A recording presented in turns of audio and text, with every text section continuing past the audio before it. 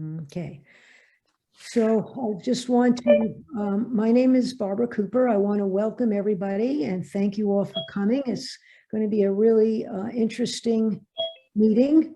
I am the chair of the Fidalgo Democrats. The Fidalgo Democrats are an independent democratic association with a focus on education. Tonight, the evening is a candidates forum, and we've invited all the candidates for Anacortes Mayor, City Council, School Board, and the Fidalgo Pool. We'd like to start the meeting with an acknowledgement. We, the Fidalgo Democrats, acknowledge that we gather on indigenous land, the traditional territory of the Coast Salish people, specifically the Samish and Swinomish people, and pay our respects to elders, both past, present, and future. Because of the number of candidates, we will proceed right to the forum. The questions have come from the Fidalgo Democrats Steering Committee, as well as multiple community members. I'd like to introduce Shay Schul-Burke, who is our moderator for tonight's forum. She's a retired cardiologist, a former Highline School Board member, and retired from 5 terms in the Washington State House of Representatives. She was born and raised in New York, has 2 children and 2 grandchildren with her husband of 47 years. They have lived in New Zealand and Belgium, and they have been in the Pacific Northwest since 1979 and in Anacortes since 2015. So Shay is now going to be the moderator, and and Brad is our host, and Spencer Lively will be involved with doing the timing. So, okay, Shay, you are on. Thanks, Barbara. Boy, after that introduction, I just want you all to know I am not running for anything.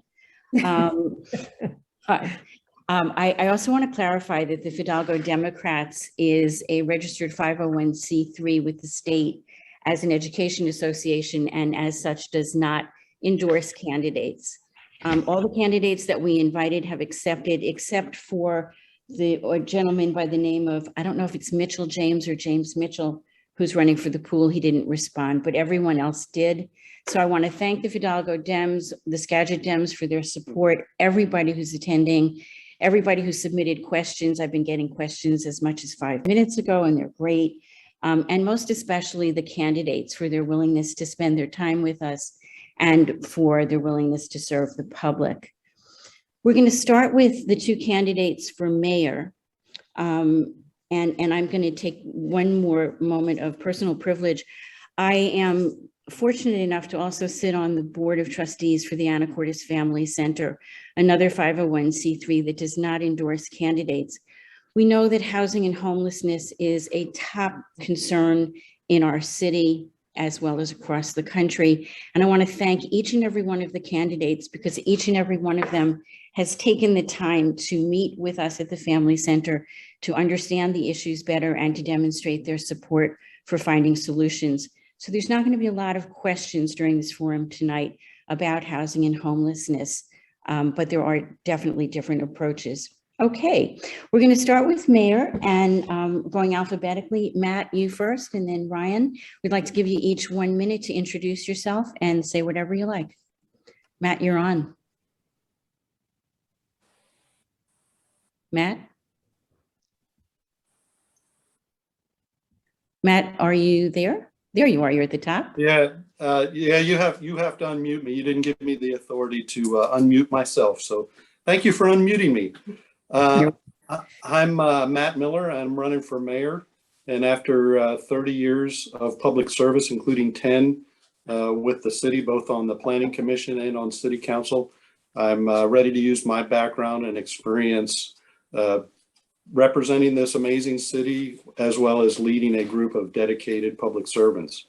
My background and experience, primarily I was a career naval officer, 22 years on active duty, But the highlight there was I was executive officer of NAS Whidbey Island, where I had 400 direct reports, multiple departments, police, fire, recreation, all of the above, and a large airfield as well, and a search and rescue unit that saved thousands of lives.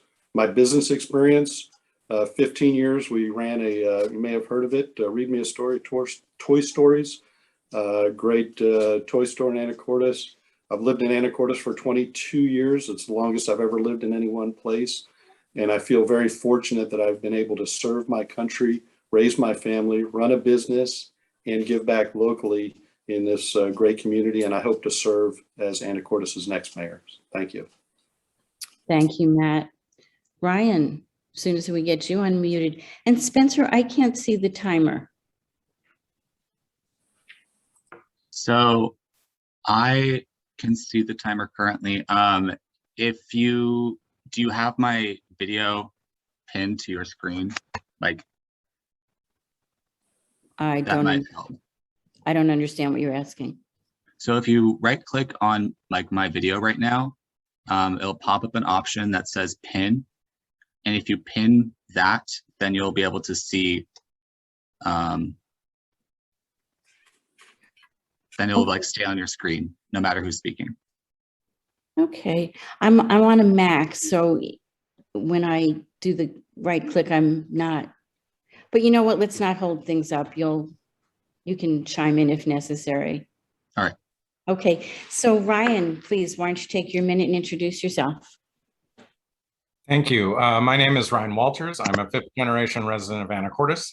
I've been a municipal attorney and land use attorney for 14 years. I'm a member of the American Institute of Certified Planners. I'm the most senior member of the City Council, having been on the City Council for 10 years, and I've been at the forefront in the last 10 years of all the progress that we've made. As mayor, I want to help preserve and enhance the fundamentals of Anacortes, and I think that those are three things. First of all, it is preserving our small town character, our quality of life, which is why we all live here. I think that means building at the right scale and probably not building 5-story buildings in the middle of neighborhoods. It also means preserving our natural and built environment, protecting our wetlands, streams, shorelines, forest lands, but also ensuring first-class maintenance of our parks.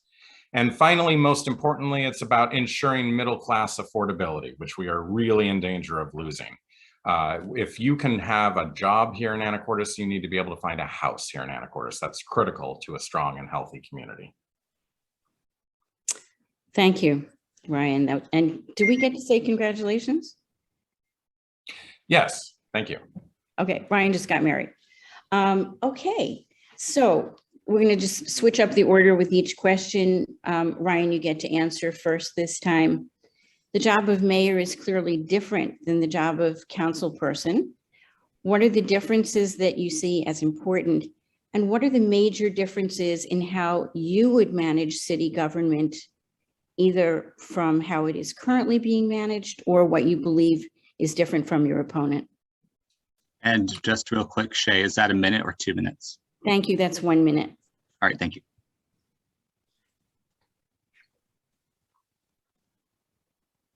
So Ryan, that question's for you. What are the major differences? Oh, you need to be unmuted. Who? I can't do that. Let's see, who does that? There we go.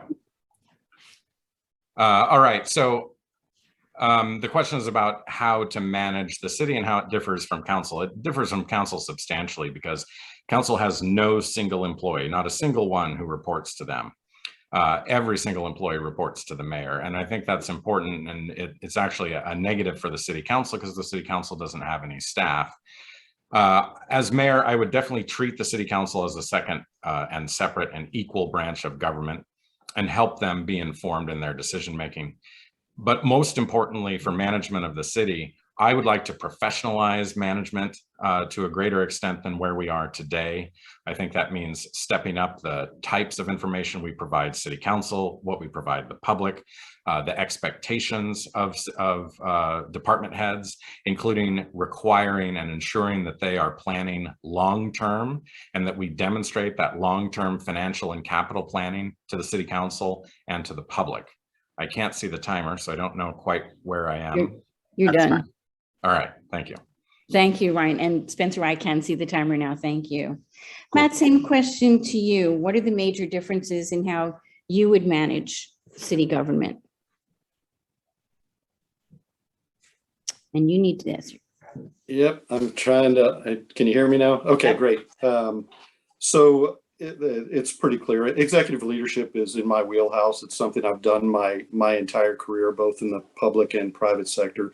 Obviously, the chief executive officer of the city job is to run the city with the department heads. Executing policy is created by the city council. My style of governance, practical, professional, efficient, and inclusive.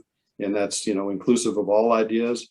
But one area that, I focus on is consultants. We spend a lot of money on consultants, and I will empower the department heads to be the experts in those fields, to be able to provide the information to the chief executive and ultimately the council to help them do their jobs better. Again, executive leadership's in my wheelhouse, and I've been doing it my whole life. Whether I've had 20 employees, 250 or 400 at my last job in the Navy, something I'm very much used to. Thank you. We appreciate that and appreciate both of you getting your answers in the time limit. Okay, the next question we'll start this time with Matt again. Matt, what ideas do you have to broaden the tax base, considering that property tax is the main source of city revenue? And you'll have a minute to answer this one. Yeah, property tax is one of the main sources of revenue. The other two are significant. It's taxable retail sales and utility tax, plus a few other fees, et cetera. But I think it's a well-balanced tax structure, and it works pretty well. But part of managing property taxes is managing that smart growth. We left a lot of money on the table by not allowing the MJB project to go forward, for example. That's going to be a amazing project that's going to bring about 400 livable units, and that generates sales tax, property tax, all of the above. And I think it's really important to manage that growth, because if you're not growing your property tax base, you're dying. So it's really important to manage that. And I think we've set ourselves up well with not only our comprehensive plan, but our Title 19 that I'm happy to been a part of. Thank you. Ryan, same question. What ideas do you have to broaden the tax base? Well, I'd say, first of all, step one is not to broaden the tax base. Step one is to make the most efficient use of what tax resources we have. In terms of our sources of revenue, we do have sales tax, and there's probably quite a few opportunities to capture more sales tax that is currently being captured by Burlington. Making sure people can and want to shop downtown, I think, is important. I do believe that people will shop downtown, and that properly motivated businesses will move to Anacortes and establish themselves here and provide real products that people will actually want to buy here in Anacortes. In terms of property tax, it is true that under the state tax system, we are limited in the amount of tax growth because it's budget based. And so if you don't want to see tremendous amounts of growth, the alternative is to take the 1% increase each year, which I support because it's less than inflation. Thanks, Ryan. Thank you. I'm sorry to be so abrupt. We're just going to move on. Okay. Ryan, first one's for you. This is a yes or a no answer. You can elaborate if you want in your minute time allotted. If masks were to be mandated for inside meetings while conducting city business, would you comply? Yes. Okay. I don't know in your hypothetical who's mandating the masks, but I would certainly support our own mandate for masks if the science indicates that's what's necessary. And I would ensure that people comply with that, because the number one goal of city government, of any government, is to protect our populations. And requiring masks is a pretty minor inconvenience for the level of protection that they offer. You can have back the balance of my time. Okay. Thanks. You'll get it back somewhere else. Matt, same question to you. If masks were mandated for inside meetings, would you comply? He's muted. Okay, somebody needs to unmute him. Can somebody, there we go. Thank you. Yes, they currently already are mandated. Essentially, the city of Anacortes, we don't have a health officer. So we need to follow the guidance from our county and state medical authorities. And right now that recommendation is there. So yes. Thank you. And then Matt, we'll stick with you. If COVID vaccination with a fully approved vaccine were to be mandated for city employees, including mayor, would you comply? First of all, I am fully vaccinated. I'm vaccinated for a lot of things. Being a career military officer, I can't even tell you what I've been vaccinated for. I'm sure anthrax is up there, smallpox, typhoid. Yeah, I've been vaccinated for a lot of things, and also I've been vaccinated for COVID. It is the best defense for COVID, but I do not support a mandatory vaccination for city employees. If I think that's the question you're answering. Persuasion is Matt, let me interrupt. I'm sorry. That's not the question. The question is, if there is a mandate, okay, will you comply if you're mayor, not just you personally, but in your role as mayor? Yeah, I don't understand what the mandate is. And this may be a good time for the transparency of your organization to already acknowledge that you have personally endorsed my opponent for mayor as well as your chair. Yeah, to answer the question, it depends on where that mandate is coming from. Again, persuasion is the better solution to coercion, and silencing people for asking questions is not the way to go. Thank you. Okay, Ryan, your turn. hold on. Oh. Before just to clarify, the Fidalgo Democrats, and this is who's sponsoring this, do not endorse candidates. We're an educational association, and we're not a PAC. We don't endorse. The Skagit Democrats are a PAC, and they can endorse candidates and do, but they are separate from us.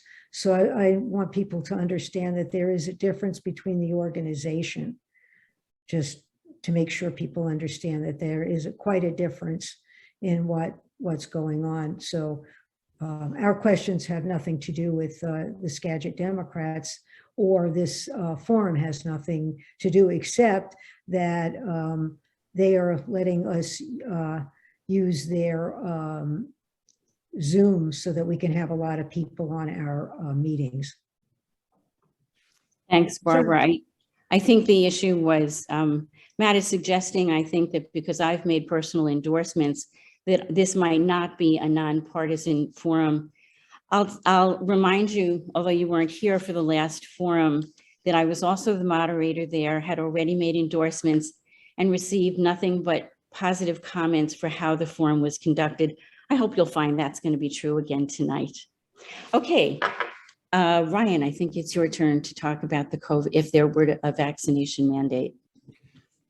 Okay, so I think as Matt indicated, we are both vaccinated. So maybe the question is not us personally, but would we as mayor support the implementation of a mandate that is externally forced from the state, from the feds?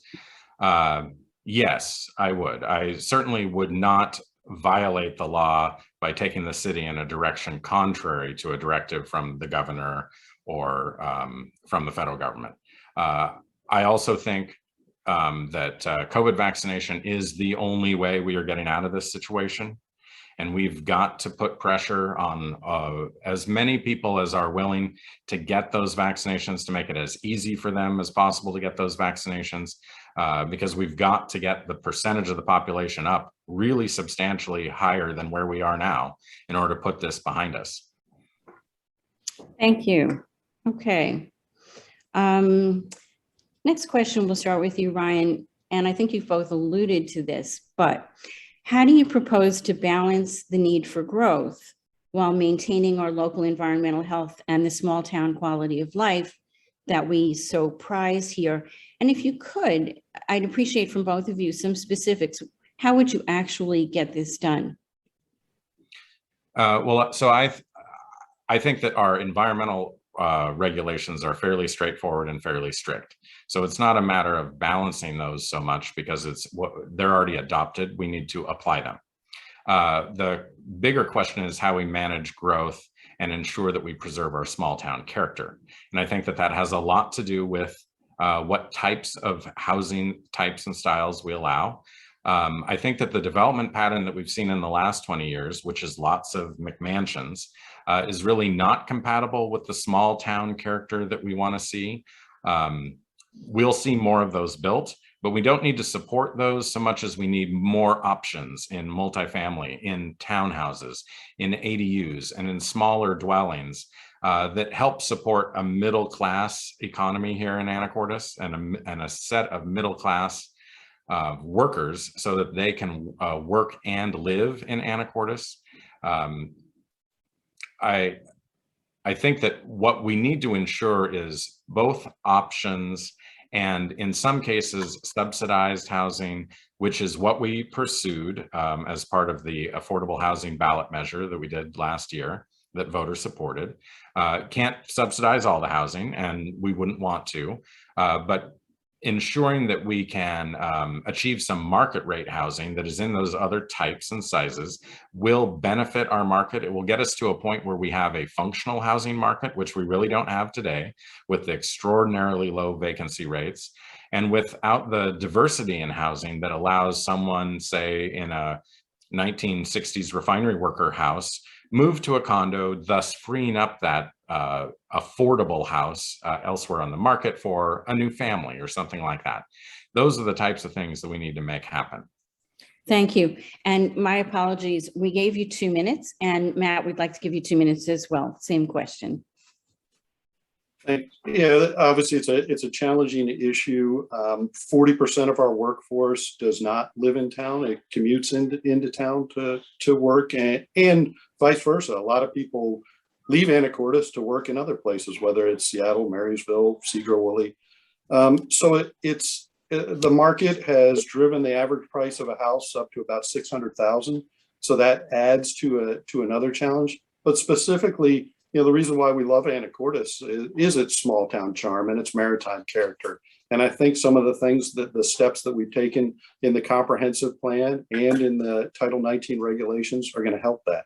But as far as balancing it with the environment, 40%, back to the kind of another 40% number, 40% of our city limits is forest lands. And, I'll protect that till my dying day. I mean, that's something that we owe our forebears in Anacortes that protected that land.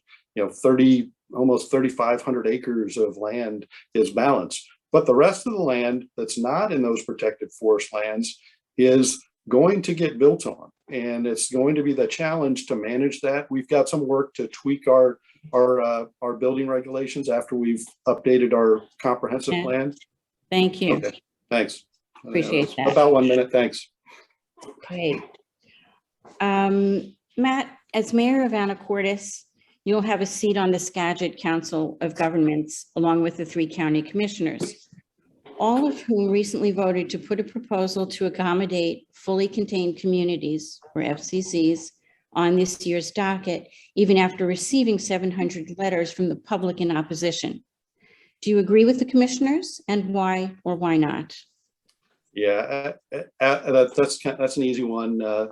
Absolutely, docketing. Docketing is not the same thing as approving. I think on council, I've said a number of times things like when we docket updates to the comprehensive plan, I may or may not agree with it, but it's really important to talk about it. And preventing something to come up just by keeping it off the agenda is not really a great way of discussing really important issues about contained communities, which again, Skagit County, they've got some different issues under the Growth Management Act than we do in the city limits of Anacortes, but certainly docketing something, it doesn't mean I don't have an opinion because on the merits of that particular project, but certainly I think our commissioners should talk about that project. Okay, Ryan, same question. Well, since the inception of GMA and our first set of countywide planning policies here, we have set an expectation that we are going to have 80% of our growth in the cities and 20% in the rural areas. And a fully contained community, while it would create a new urban area, allegedly, it would really flip that metric so that growth would be going in a previously rural area. I think there are two questions here. One is, should we do this? And second, can we do this? Docketing means that they are going to do an EIS on that project. That's going to be very important. It's incredibly important to do that environmental review. I expect that the applicant, and there is an applicant here for a very particular fully contained community, is going to pay for it, and then they're going to be very invested, and the train will have left the station. I don't think that the fully contained community that we're talking about should be pursued at this time, although maybe someday in the future, 20, 30 years out. But second, most importantly, I don't think that the county is set up to handle it ministerially, mechanically, or in the planning department. And I don't think that they would be well positioned to implement it. Okay. Thank you. I think we have time for one more question for the two of you. And since you've both been on city council for a long time, I think this is a really fair question. Turns out that Anacortes has a less than stellar record keeping its shoreline master program, critical area ordinance, and stormwater plans up to date. Why? And what will you do to ensure that Anacortes keeps those plans and associated city codes up to date with the best available science and best practices? Ryan, this one's for you. Well, I think number one, we need to set deadlines and hit deadlines. We need to set reasonable expectations for what resources we need in order to achieve our project deadlines, whatever it is, whether it's a critical areas ordinance update, a shoreline master plan update, or whether it's completion of a project like the Guimas Channel Trail, which is one that I really want to make some substantial progress on in the next 4 years and see it to a point where it actually connects someplace. Achieving those deadlines means better project management. It means better management overall. It means making sure that we invest the right resources. And then earlier on in Anacortes' history, one of the reasons it didn't achieve the deadlines for the critical areas ordinance and the shoreline plan is because it was engaged in litigation versus the state and environmental nonprofits over whether they needed to do it at all. And I would never engage that way. We need to fulfill our obligations under state law, which includes environmental protection at the right level. Thank you. Thank you. Matt, your turn. Yeah, it's a simple matter of creating a timeline, laying out the timeline, and executing the timeline. I've held subordinates, department heads accountable during my whole career, and operational management, strategic management. It's pretty straightforward. You got to lay out the timeline though, and you've got to follow it.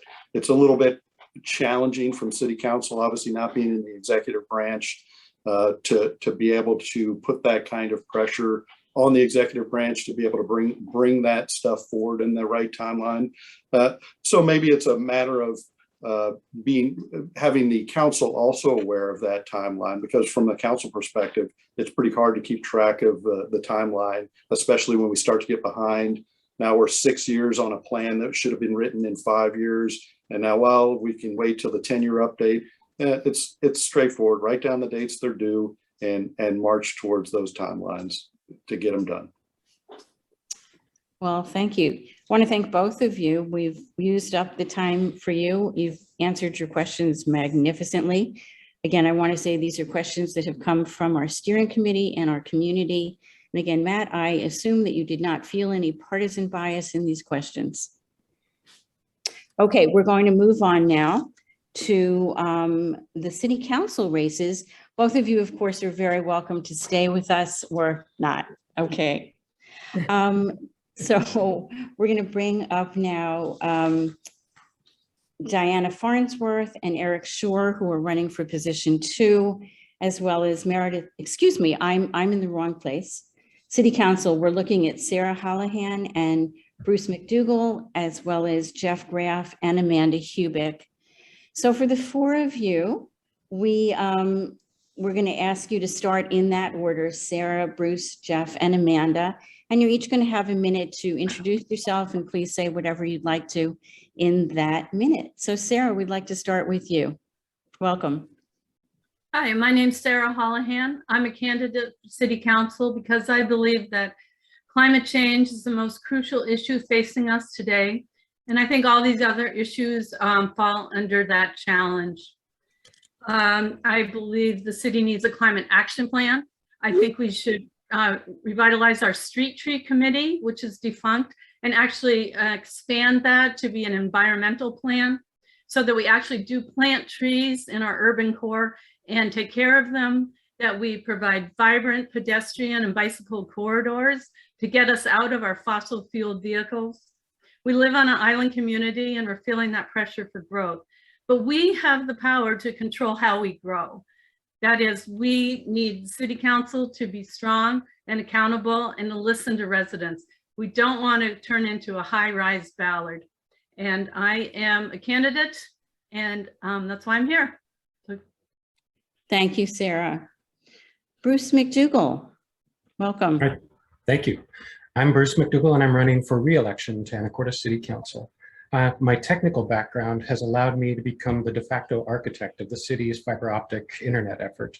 And the city of Anacortes is in fact the only city in the state of Washington that owns and operates its own fiber optic internet service, which is an amazing accomplishment. Running for re-election to see the job through to completion. I'm also running for re-election to build upon the success of the last few years. We updated our comprehensive plan. We passed a major update to our zoning regulations. We were able to get through a sales tax to add to our affordable housing inventory. We funded a social worker to augment our police force, and we passed resolutions supporting or affirming our support for the Paris Climate Accord and on diversity and inclusion. And finally, I'm running to take on the next big project, which is to develop the Anacortes Climate Action Plan, which will put us on a path to being a carbon neutral community by the year 2050. And this is a plan I announced back in the July candidate forum, and it's great to see other candidates are on board. Thank you very much, Bruce. You've just aced me out of several subsequent questions. I have to figure out what I'm going to do. You've already answered them. Okay. Jeff Graf, welcome. Thank you, Shay. Really glad to be here, and thank you everybody for showing up. My name is Jeff Graf. I'm running for position 4 City Council. I'm a retired Navy captain, spent 27 years in the Navy. I'm a homeowner and a taxpayer in Anacortes since 2004, and I'm a current Anacortes Planning Commissioner. I'm running for City Council because I'm concerned about the city's budget, and I'd like to see more work done and more transparency with how we put the budget together, how we balance our expenditures with our revenues. Hopefully we'll get a chance to talk about that a little bit more. I'd like to see more execution and less planning.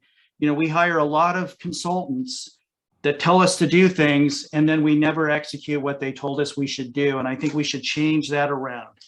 And then I'm convinced that increasing our taxes is not the answer. You know, we need growth to bring in that revenue so that we don't have to tax ourselves with either more sales or more property tax. I'd like to see more accountability and more responsibility. Look forward to spending some time with you tonight. Thank you, Jeff. And finally, Amanda Hubick, your turn. Welcome. Thank you. Hi, good evening, friends. My name is Amanda Hubick, and I am seeking your vote for Anacortes City Council Position 4. Commitment to public service runs deep through my current job at the Washington State House of Representatives, my previous job with the Anacortes Chamber of Commerce, my time spent as a housing authority commissioner, and on other volunteer boards within the area. And so today and for the next couple of months, I'm here with the hopes of continuing to serve this amazing place that I've called home since 2005. I love being a conduit. I love connecting people to the services they need.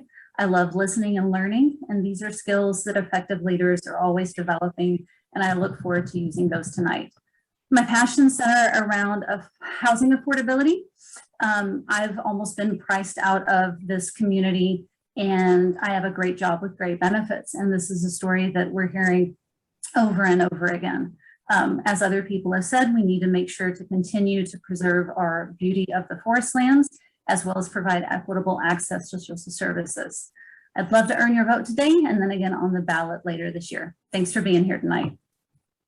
Thanks, Sorry Amanda. about the timer mixed up there. That was a sticky finger thing on my part. Anyways, okay. No worries. Thank you. Thanks, Spencer. Okay, we're going to reverse the order now. Amanda was last, so Amanda, you're going to answer first. We'll go backwards, so it'll be Amanda, Jeff, Bruce, and Sarah for the next question. What are some examples of cooperation between the city and some other special entities, specifically the port, our two tribes, and the school district? How do we cooperate? How do they affect our community as a whole? And do you think they need to be strengthened, or what, if anything, would you do dealing with those cooperative efforts with others in our community? Amanda, what have you got to say? We're going to give you each 2 minutes to answer this. 2 minutes on this. Okay, great. Thank you. Anacortes, I think, has a pretty good track record of cooperation. We can always make it better. We can always make it stronger. One of the things that I know that we need to continue to work on with the port is the Maritime Strategic Plan. There have been outlines near, I want to say, the very end of the report that give timelines, which is absolutely fantastic. We've heard about the importance of timelines to keep us on track, to keep all of us accountable. I'd like to see us revisit those and kind of reanalyze, I think, where some of the responsibilities have fallen. I think that we can always work to strengthen the relationships between the sovereign tribal governments. One of the things that's been absolutely fantastic to see the Swinomish work on is the Dijwalik Treatment Center, which serves a wide host of people that need assistance, many of them who are not tribal members. I think that they are personally setting a great example for what it looks like to serve people both within your community and beyond your community. Another thing that I think that happens within the city is that there's also a lot of cooperation between interagency things, the Housing Authority, the Friends of the Forest Lands. These are all people that are passionate about serving their communities in very specific areas. There's so much for people to want to give back here. And it's a beautiful thing. You know, you see people out in the forests studying the health of the trees or taking water samples. And it's a great way to keep the community involved and invested in keeping our island beautiful. Thanks, Amanda. Okay, same question for Jeff, please. Thank you.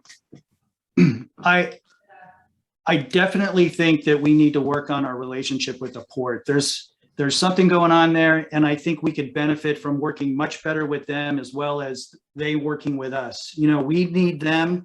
Their economic development is their focus. They bring jobs to us. Ideally, they bring those family wage jobs that we're looking for to be able to move into those middle-class homes that Ryan was talking about, right? And then we work on the housing so that we can bring this together and be able to support some of the climate efforts that the city wants to accomplish with walking, biking, and reducing the time you spend in your car. So there's a big opportunity there. Island Hospital wasn't mentioned in your list, but health and wellness, their new health and wellness center, you know, the blue zone opportunities that people are starting to kick around, I think is something that we could definitely work with as a city.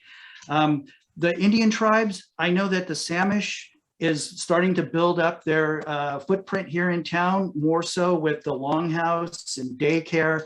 Some affordable homes, I believe, are being built as well. So I think we want to make sure that we foster a great relationship with them and help them, you know, build those locations and those opportunities. You know, we've got the military in Oak Harbor. We've got a lot of military families here. There has been in the past some interactions with base leadership with the military here in Anacortes. There may be some opportunities there that we could also help facilitate and benefit from, both as a city and as a base and a military family.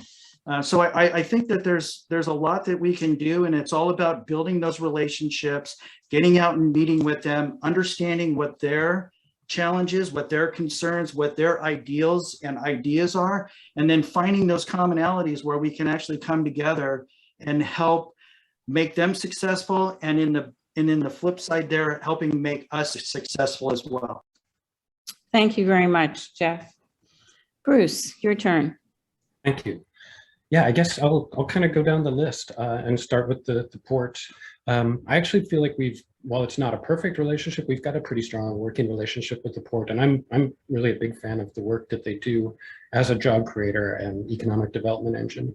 We've had some really good recent collaborations with them on, actually with the fiber project, where they've brought in a business and we did extra like construction that they helped fund to get those businesses hooked up to the network. And I'm looking forward to continued work with them on the Maritime Strategic Plan. We collaborate with the Port of Skagit as well on broadband efforts, as they've kind of owned the county's broadband expansion efforts and their work to try to get access to East County. The schools, again, lots of opportunity to collaborate, I think, not only on things like technology and broadband access, and affordable access is an area that I really want to stress here, where we offer discounts to lower income households, and also to pull the schools and the port into a climate action plan collaboration as well. The tribes, I think, can also, like basically an underutilized opportunity to collaborate with the tribes on things like access and the climate action plan. I think there could be a major contribution there. And I'd also like to see us actually do more collaboration with our representatives in Olympia. We've got, potentially a great deal of funding coming through from the infrastructure plan, coming from the federal government. And a lot of that funding is going to be targeting things like climate change and shoring up, infrastructure to mitigate and also to reduce emissions, as well as broadband expansion. So I think that's a big opportunity there as well. Okay, thank you very much. And Sarah, last but not least, same question. We need to unmute Sarah. Thanks. There you go. Yeah, that would help. I do appreciate what Mr. McDougall said about connecting to the state representatives. That's really important, especially as we have a state highway through our town. And I do believe we have good relationships with the port and the tribe. I believe that we can do more with Skagit County, especially with the homelessness. That has to be regionally addressed. I think we could do more there. I think a group we haven't totally looked at is our citizen volunteers. I would like to see Anacortes have a much stronger volunteer program, and even they could be ambassadors to some of these groups. I think we could do more reaching out to the environmental groups. Skagit Land Trust has been really important for Fidalgo Bay. I'm on the Fidalgo Bay Aquatic Reserve Committee, and there's also a Marine Resources Committee that in the past, the city didn't have a representative always going. And I think it's really important that we support staff to get out of the office and get networking with these other groups that are working on these issues, whether it is for health, regional health, for the environment, and there's a lot of other, let me see if I covered all the areas. Okay, I have some more time. With the tribes, I think just connecting with them and being really respectful. I know the Samish has let us do research at their shoreline there, which has been very important for giving data to the state, and so that we know how to manage that area. And we could do more. And I think we could do more to honor the tribal lands that we're on. I know a lot of places are doing that at the beginning of meetings. And I think that's a nice tradition that we could add. Thank you very much. I think those were 4 very interesting answers. Okay, we'll go to the next question. And this time I'd like to start with Jeff. And again, we're going to go in backwards order. So it'll be Jeff, Bruce, Sarah, and then Amanda. Excuse me. Same question I asked of the mayors. Yes or no? If masks were mandated for inside meetings for a city business, would you comply? And that means both personally as well as implementing it as a government leader in our city. So we're going to start, what did I say, with Jeff. Thank you. And is this 1 minute or 2? This is 1 minute. Thanks. Thank you. So very quickly, yes. And I would not go against any, federal, state, or county mandates. And I would ask everyone to respect those and to respect yourself and the folks that you work with by wearing a mask. So I'll go ahead and give time. Okay. Thanks, Jeff. So let's go ahead to Bruce. Yes, I see my time. Okay. And Sarah? We need to unmute Sarah. Can somebody unmute Sarah? There we go. I think someone muted me. Yes, absolutely. With these decisions to wear masks is based on science and for the health of our whole community, and we can all do our part. And there are some really difficult conversations. I'm sometimes helping at the Anacortes Food Co-op, and we even, as a business, wanted to keep doing masks to protect all of our customers, even when it wasn't mandated. So you have to be firm, and you have to be understanding that people may not want to wear masks, but then they've lost that opportunity to come inside that building. So yes, I would uphold mask mandates. Thank you, Sarah. And Amanda? Enthusiastically, yes. Cede my time. Okay, so we're going to follow up. And this time, I'm trying to be organized and do this so everybody gets the same starts. So this time we're going to start with Bruce and then Sarah, Amanda, followed by Jeff. Same question is to the mayors. If COVID vaccination with a fully approved vaccine were to be mandated by a legal entity like the state or the feds, if it were mandated for city employees, would you comply, again, personally and as a city leader? So we're Yes, absolutely. Yes. Okay. Who did I say was next? Sarah. Oh, I'm. You can talk. Okay. Yes, yes. I just would hope that there's, some, I think there might be someone who has a medical reason why they would not get a vaccine, might be exempt, but I think that would be very, very rare.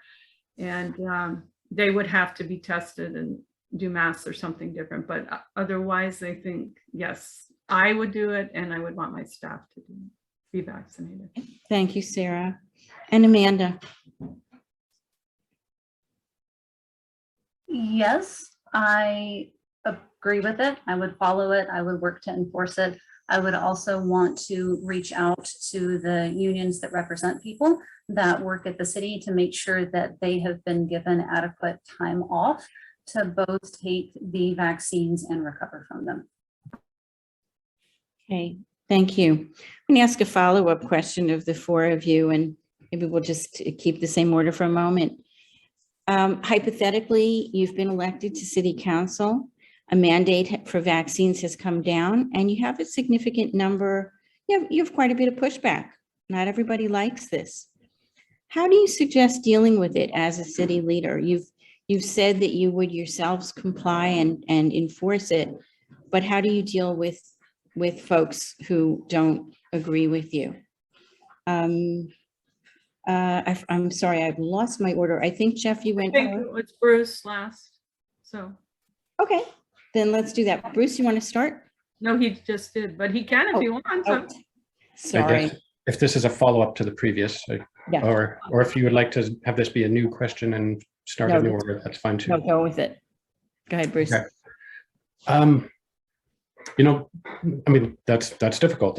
If a mandate were to come down, there is a portion of the community that will be upset. And I think, you know, in this case, following the science and, you know, vaccines are our way out of this pandemic.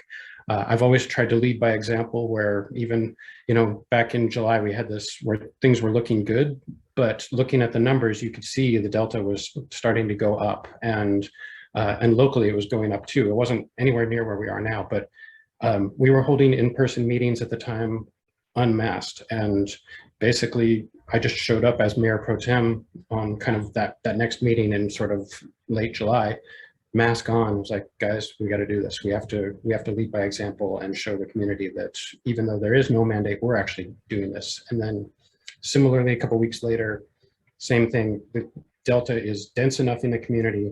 We took meetings back out of City Hall and onto video. Bruce, thank you. I've just gotten a message that said, Jeff, I didn't let you answer the last question. Did I miss you? You did, but that's okay. My answer would have been, Wait, please unmute Jeff. Can you unmute Jeff, please? Thanks. Jeff, I'm sorry, you were cut off. yeah, you did miss me, but I would have said yes, and I would have given the time back. Okay, well, apologies and thank you for your answer. No worries. No. Okay, it's a lot of people and answers to keep track of. Okay, so after Bruce, then Sarah, how would you deal with those folks who disagree with the vaccine mandate? That is a super hard question, because trying to bridge that divide, I think trying to be able to approach them, but I'd be wearing my mask. I would like to have some kind of, what I'm seeing that you're asking is that they're standing outside of City Hall with their signs and they're protesting, which I've heard they even do this in Canada, where in front of hospitals.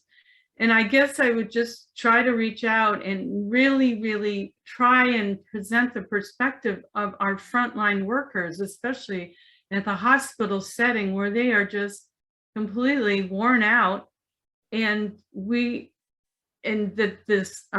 think we're talking about the vaccination mandate is really the only way to stop. And I guess that's the best you can do, but still be really firm in upholding the mandate. Thank you. Amanda? I would listen with compassion to people that disagree with the vaccine mandate. It's been something that I've been dealing with at work for a while now, and people are very passionate about their beliefs. And I think that everyone deserves to have their voice heard and felt and acknowledged, regardless of, you know, what the state ends up saying. If people feel right about a certain way, that's how they feel. And some of them are willing to lose their jobs, and that's scary. You know, we have a lot of shortages, but it's also really scary though too. And this is one thing I would emphasize.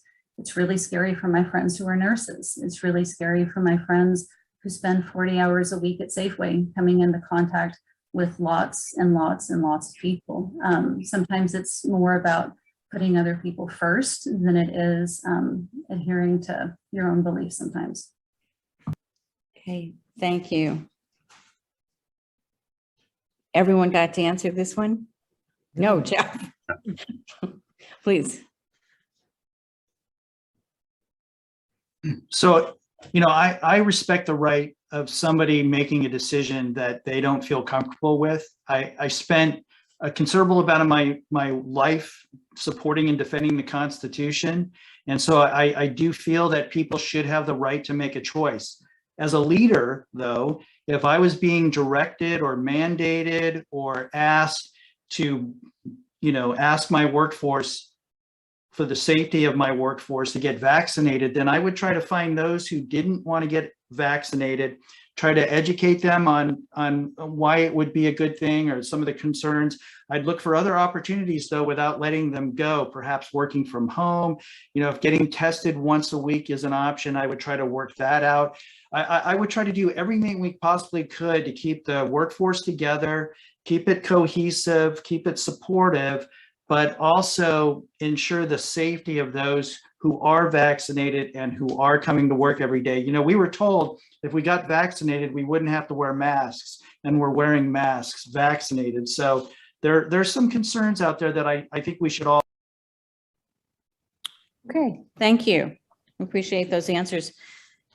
There's no magical answer to that, I know.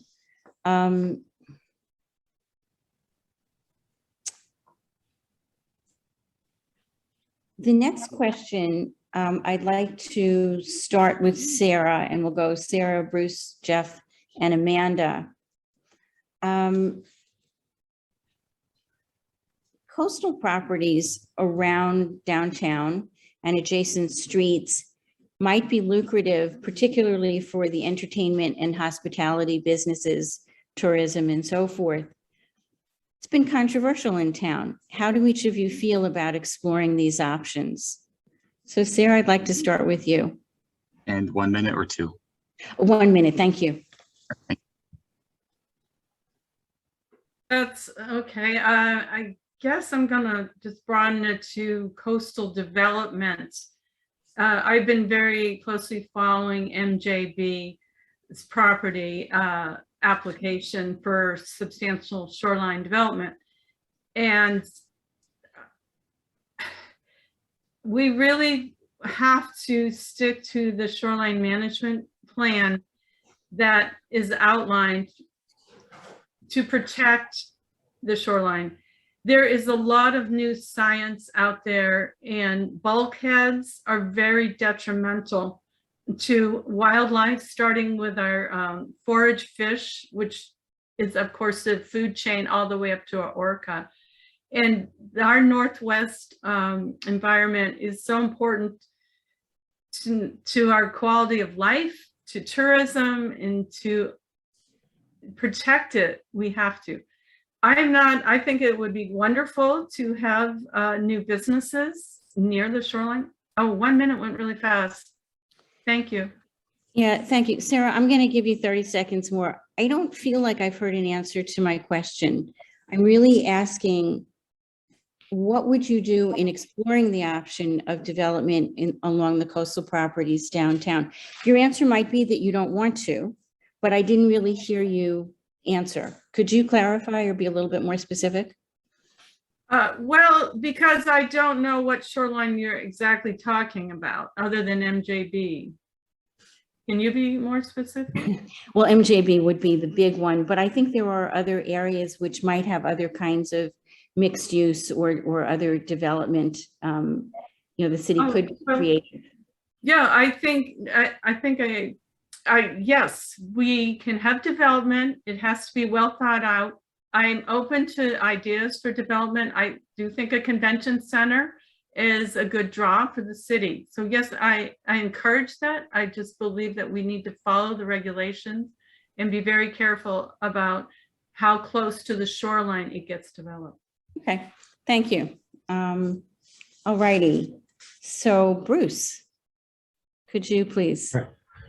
Yeah, thank you. I think, I essentially agree with Sarah on that one, that any development, MJB or otherwise, like, the Capsani Basin, to follow the shoreline management regulations and, to meet or exceed those regulations is what I would try to target.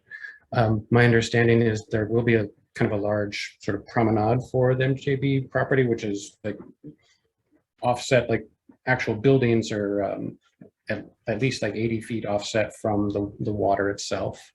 In general, I would love to expand our, our protection of the shoreline. I'd like to see us actually, if we can get some grant money, try to remove some of the riprap that is around, the area around Shannon Point and near Washington Park, things like that, and also to like improve our beach nutrition that we're providing along the Guimas Trail. Okay, thank you. Jeff, your turn. Oh, we've got to unmute Jeff. Thank you. There you go. Thank you. Shay, I wanted to give you a little bit of applause for the question that you asked the mayors about some of these key regulations that the city seems to kind of slow roll getting through the process.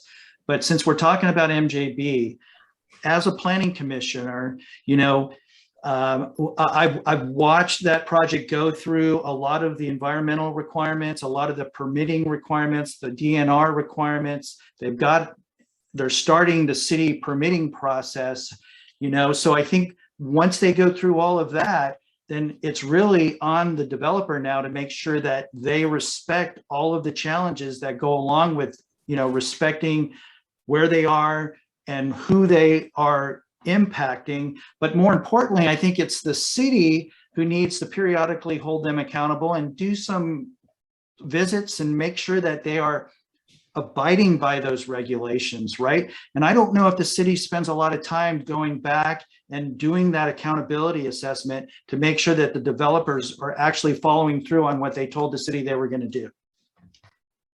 Okay, thanks. And Amanda.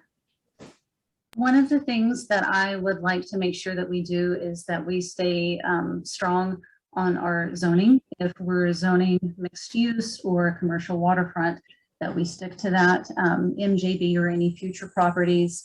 One of the things that we also need to make sure that we consider is that whatever gets built is going to be there for a really, really, really long time. And we've talked about, you know, climate action plans a couple of questions ago. What are things going to look like in 50 to 60 to 80 years? You know, we need to make sure that developers are planning responsibly for that they're taking into consideration stormwater management.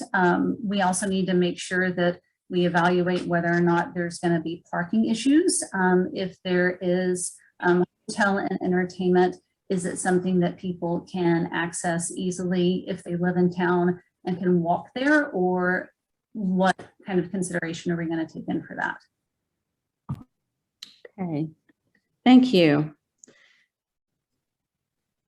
We've kind of danced around a little bit affordable housing. I think, don't remember who, somebody mentioned that it would be very nice if people who worked in Anacortes could actually afford to live in Anacortes. What specific suggestions do you have? What do you think the role of the city council is? What creative ideas will you put forward to help make this happen so that people who work here can live here, so that as our children grow up and would like to return home, they'll have jobs and a place to live here? I know that's a big question. We're going to give you each 2 minutes for that, and I'm going to ask if you could be as specific as possible in your answers. Bruce, I'd like to start with you.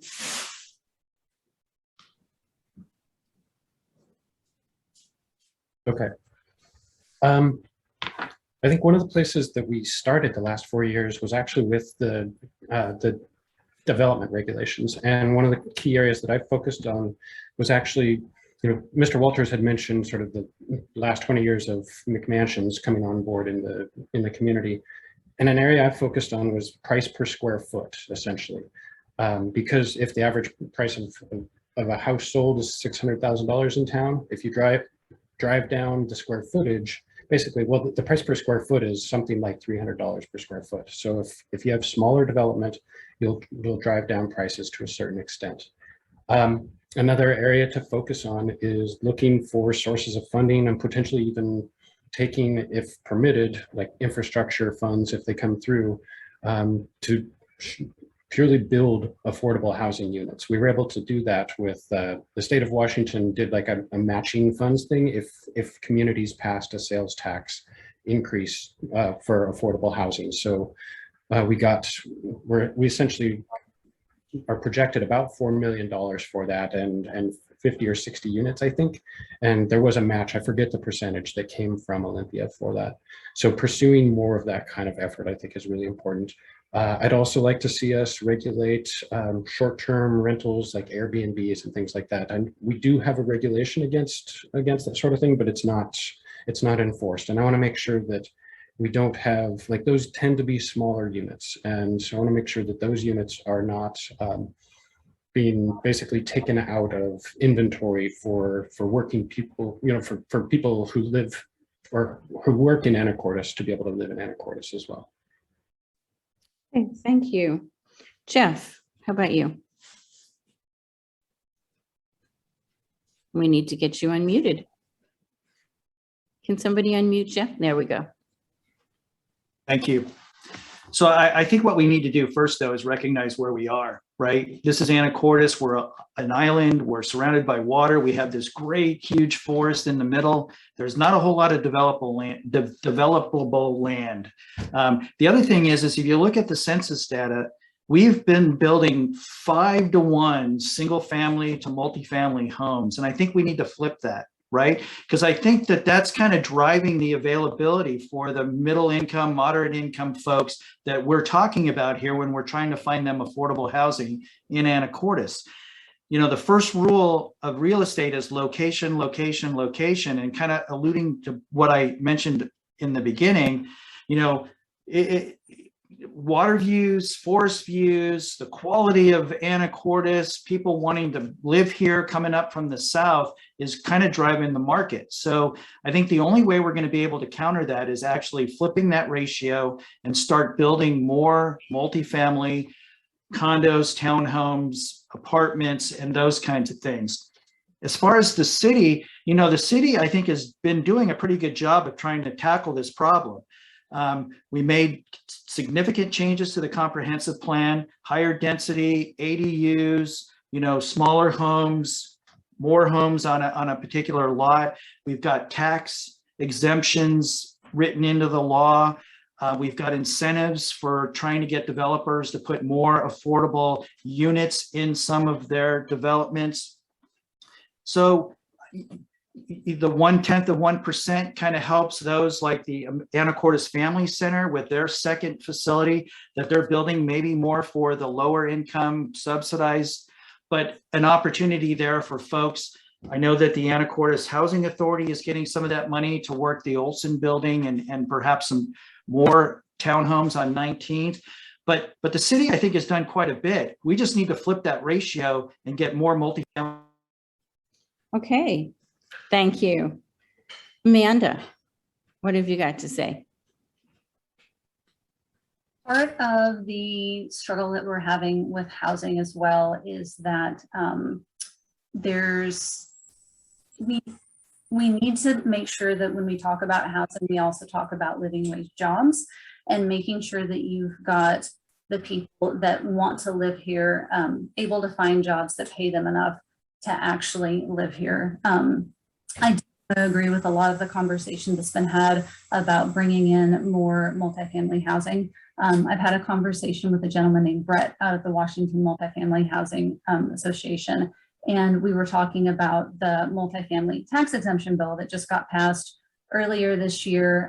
It was a struggle to make it through, but it's got 8-year, 12-year, and now a new 20-year affordability package. One of the concerns that had been heard with both developers and people within cities who are trying to implement these tax exemptions is that it takes a really long time for those benefits to actually pencil in for developers. So even if you have an 8 or a 10 or a 12-year program on the books, it may not be appealing. So that's, I think, something that should be had with some of the developers in the area. I know it's been a conversation that's been had in Bellingham. Lots of smaller towns that are Seattle suburbs are talking about it as well. The MFTE bill does do a lot of great things, and we heard a lot of great feedback when we pushed it through legislation earlier this year. I was also really excited to hear on Monday night City Council that Skagit Habitat for Humanity is looking at bringing in some houses. I know the conversation is still being had, but affordable housing is going to be a multifaceted approach. Townhomes, ADUs, curbing short-term rentals to be a little bit more manageable. It's all going to be one big conversation that we continue to have. Thank you, Amanda. And Sarah, same question to you. The reality is that housing prices are so skyrocketed up there that the city isn't going to be able to solve that alone, and everybody cannot move here that wants to. I mean, there is a limit to the amount we can grow. And I think that's something that we don't want to say our kids can't live here or anything like that, but we also don't want to grow to 500,000 people. So when we talk, so we do need more housing so that we are going to have a community with mixed incomes. And right now it is definitely, we've had a lot of expensive homes added to the community without that lower and mid range. And it doesn't seem to be like it's going to happen with the private developers. We can give incentives, but we have to, I think, rewrite the code to make sure that incentive has some teeth in it, that rental is actually affordable, not just small. One thing I found from realtors is smaller is actually more expensive per square foot because you're paying the cost of your plumbing so it makes the cost per square foot higher. So we need to be creative. I like the habitat idea. I think the city needs to get some more property. We have some property out by Sharp's Corner, and we should explore ideas like even mobile home parks can be very well done and very affordable, and people can still have some ownership. Also, townhomes can be well done. People can maybe get to be an owner. And thank you. Thank you, all of you. We're almost out of time. We're going to do one lightning round here, a yes or a no, or a support or oppose. So there's a new building going up near Starbucks downtown. It's clearly caused some controversy. You've all talked about a multifaceted approach, including apartments and so forth. Do you support or oppose the building of more 4- and 5-story buildings in downtown Anacortes? Yes or no, support or oppose? Jeff, let's go. Jeff, Amanda, Sarah, Bruce, and this will be our last question. Yes, with some context. Do we have a minute, or is this a lightning round? Well, let's make it 30 seconds because I'm pushing us over. It's my fault. Okay. All right. Remember, I gave some time back. Yes, the Planning Commission, we had a huge process going through this. The Planning Commission pushed this up to City Council, recommending approval. The entire City Council recommended approval. I mean, if we're serious about building affordable multifamily homes, I think we're going to have to consider 4- and 5-story buildings. Now, perhaps behind Starbucks is not the most ideal location, but we need to put these places somewhere, and we need to come together as a community and figure that one out. Better communication. Thank you, Jeff. That was a really understandable answer. Thank you. Amanda, oppose, support, what? 30 seconds. 30 seconds. Yes, with reservations. I think that in concept, the density bonus for height was a good idea. I think that looking at it again, where this is located, 5 stories it feels really, really big. It's much more noticeable when you're right up close to it. So with hesitation, with consideration, with more public outreach, I think that we could come to an agreement on 4 stories. Thank you. Sarah.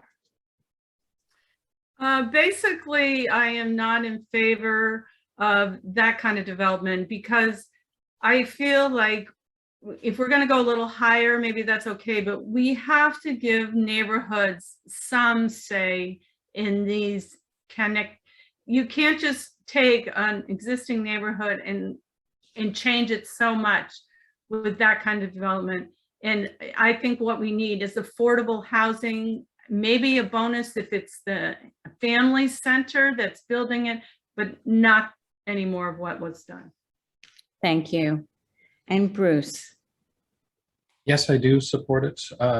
with also reservations. I think maybe a little bit of a redraw the lines. I support it for north of 12th Street in the Central Business District and east of Commercial Avenue, the existing lines as drawn. However, that section south of 12th down to about 22nd, which includes the place behind Starbucks, I think we maybe should relook at that line and see if we want to allow 4 and 5 stories there.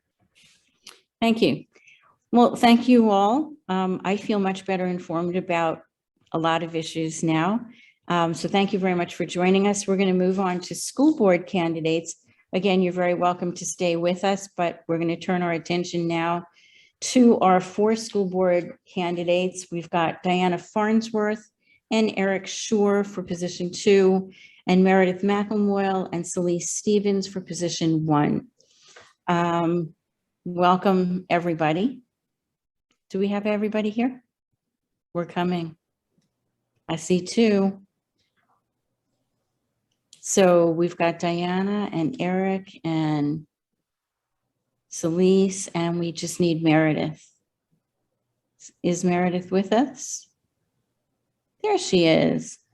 Hi, everybody. Thanks for coming in at this hour. We've had a lot of candidates.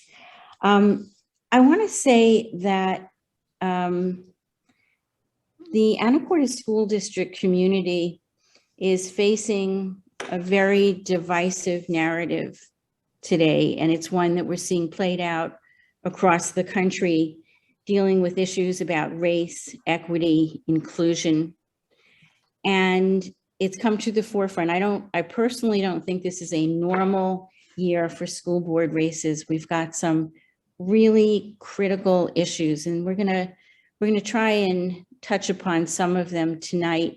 We think it's important that people understand the different approaches that each of the candidates may have. We're going to start, as we did with the others, with allowing you each a minute to introduce yourselves and say anything that you'd like. For again, going alphabetically, I'd like to start with Diana, go to Eric, then Meredith, then Celeste for this first introduction.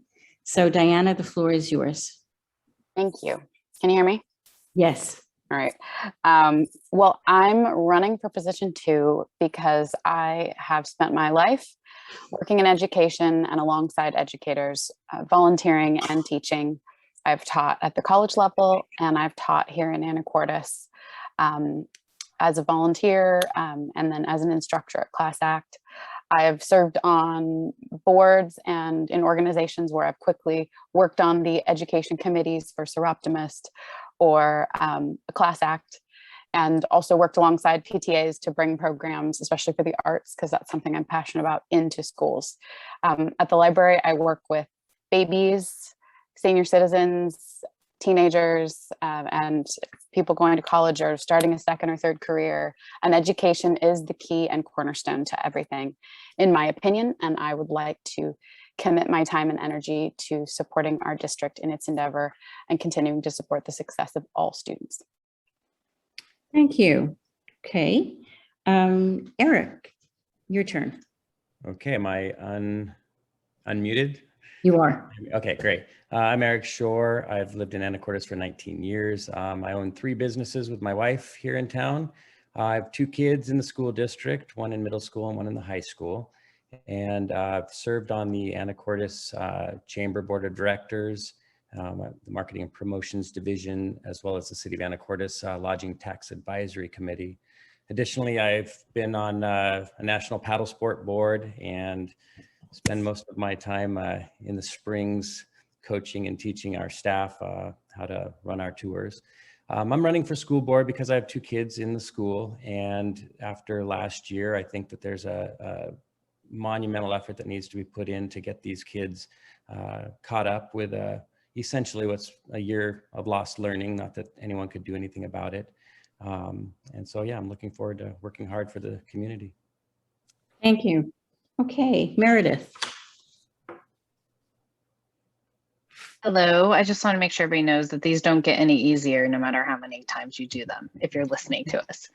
My name is Meredith Mcemoy. I'm running for position 1. My husband, Sean, and I moved here to Anacortes 20 years ago to be near our family. John and Geraldine Curtis owned Bubba Suds Car Wash at the time. So we made our roots here and we're chosen to raise our children here. I have an 8th grade son and a 5th grade son this year. And for the last 15 plus years, I've been volunteering in the school district. I started with Summit Assistance dogs, even though I didn't have a dog. I would borrow other people's dogs and take them in for the kids to read to. I have done as many things as I can for the teachers to make their lives easier. I step up whenever the district needs me.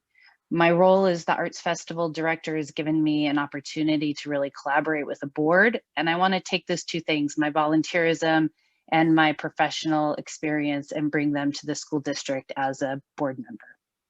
Thank you. Thank you. Okay, and not last but not least, Celise. Thank you so much, Shay, and thank you everybody for hanging on here kind of late in the evening. My name is Celise Stevens, and I am running for school board position 2. Just as a mom of 3 kids who we've been so thankful to have grown up in this Anacortes School District. My husband and I have lived here since 2010 and absolutely love the area. We decided to retire here. My husband retired from the Marine Corps in 2012 and we bought a business in order to stay here and plant our roots here. So I served 8 years in the Marine Corps as an EA-6B Prowler Electronic Countermeasures Officer. We have been owning a business here since 2012. And that's Thrive Community Fitness Center. So we get to see so much of the community. We're the owners at Oak Harbor, but also very close to the owners here in Anacortes. And like I said, we have 3 kids here who are very active. As part of their activities, I also became a board member at Northwest United in Skagit Valley. Thanks. Thank you. Okay. For the next question, I'd like to start with Eric, and then we'll go Meredith, Celise, and Diana. And you'll have a minute to answer this. 2-part question, similar to what I've asked the others.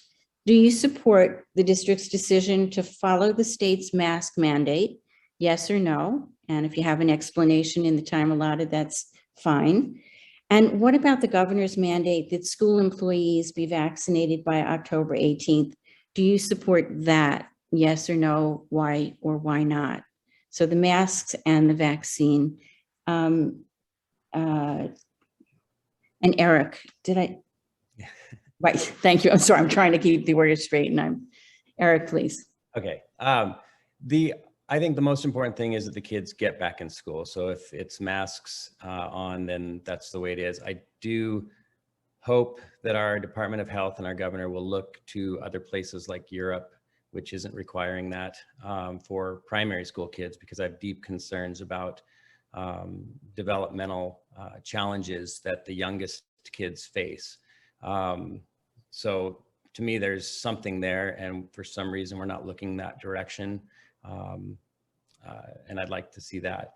As far as the vaccine mandates go, I'm not a big fan of mandates in general. I would want to weigh that against how many employees are going to be lost, because the last thing that the district needs is to be short in employees if they decide to take early retirement or walk out. So I think that has to be weighed. It's the children that matter here. Okay, thank you, Eric. Meredith. I feel like being forced into these positions for mandates is just a really unfortunate place to find ourselves. And so I do support the mask mandate at the school district. I have to trust that there's experts who know more than I do who are advising the state and establishing this mandate. It's a state mandate. It's reasonable for the school district to follow it. From the kids I've talked to, we'd all rather not be in masks, but it does not seem to be so far really hampering their learning environment at this moment. I'm kind of the same way. I really wish we weren't in a place where we were talking about vaccine mandates.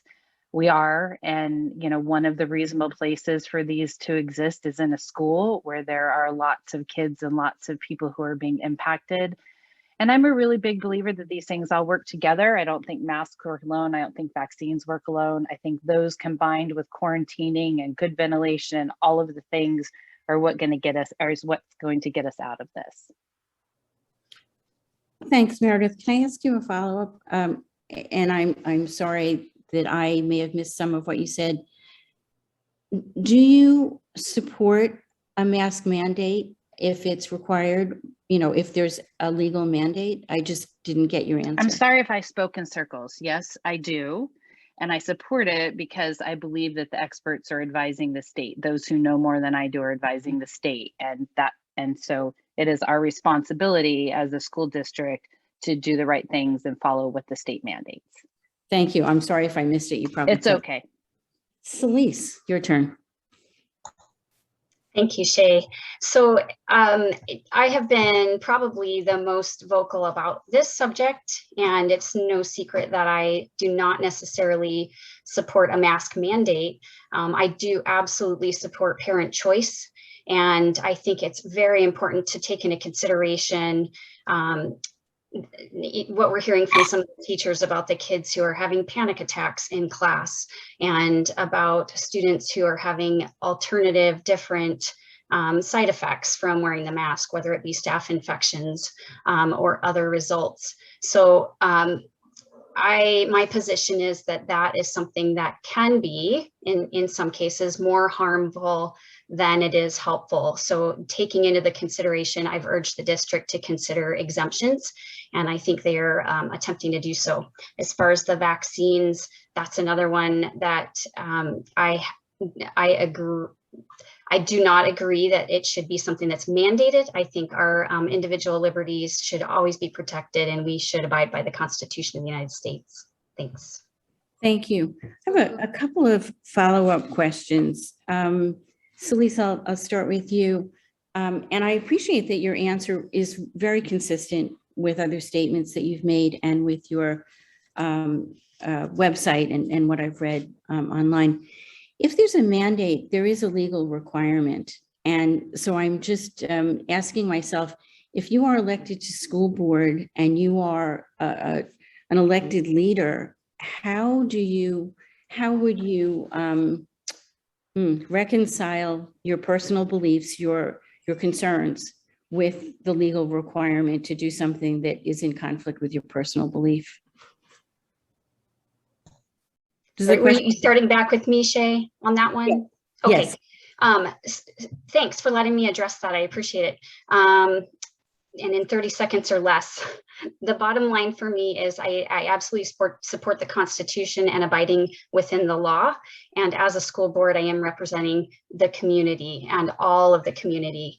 That said, we have Constitution hierarchy that flows down to, the RCWs, to the WACs, to mandates, and there has been great I hope you can let me continue on this for just a second. There has been great deliberation about which has more weight, a mandate or a law, and is a governor's mandate under an emergency proclamation considered law? I think it's going to have to go to court before we have a real answer, but under that hierarchy, it would seem that that mandate under an emergency proclamation does not hold as much weight. Okay, thank you for that answer. Yeah. Thank you. I just want to check something else here. It's actually really interesting listening to all of you, and I'm trying to pay attention, but then figure out where the follow-up questions come in. And Eric, this one is for you. Shay, I'm sorry to interrupt. I think Diana's waving her hand, and I'm not sure she got to answer that first question. Thank you. And I'm so sorry. Diana, can we please unmute you and let you answer this? Yes, please. So I'm just gonna, before you do any more follow-ups, yes, thank you. Thank you, Celise. So yes, I support the mask mandate, absolutely. That's what our professionals have recommended, and it's what our governor requires. And I wanted to address a couple things in there because we've talked about these, all of us have been at different forums. even for our youngest kids, I think that the science is still showing it's the safest thing, because to put their health at risk is not worth it. And also to risk having to do virtual learning would remove them from many other social developmental things that they need. And I haven't been able to find any of the science, if it's available somewhere, that can be shared for these other risks. But at the moment, that's what our experts are saying, and I completely support it. A vaccine mandate for staff also makes sense to me, because I think another candidate earlier said something about, well, we were told if we got vaccinated, we wouldn't have to be masked.